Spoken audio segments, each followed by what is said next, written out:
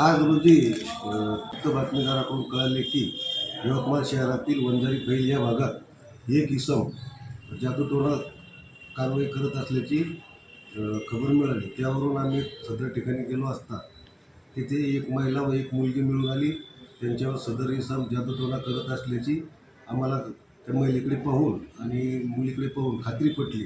त्यांच्या अंगावरील चट्टे डाग यावरून आमची निश्चित झाले की हे जादूटोण्याचा प्रकार आहे।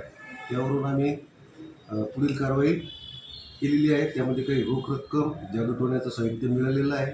आता फिर्याद घेऊन गुन्हा दाखल करण्याची प्रक्रिया सुरू आहे। काही नवरत्नाचे कडे किंवा अंगठी आणि देवाच्या मूर्ती, बावली असं सापडलेलं आहे। नावाची मुलगी आहे, तिचीच फिर्यादीवर आपण गुन्हा दाखल केलेला आहे। तिने आपल्या फिर्यादमध्ये सुद्धा सांगितलेलं आहे, मागील 6 ते 7 महिन्यापासून मला इथे डांबून ठेवलं होतं। वेगळ्या रूममध्ये नेऊन माझ्यावर तो जादूचे प्रयोग करायचा, मला टॉयलेटला सुद्धा टॉयलेटमध्ये जाऊ देत नव्हता। असे इतर अनेक बरेच त्याच्यावर शरीरावर तिच्या जादूचे प्रयोग केलेले आहेत।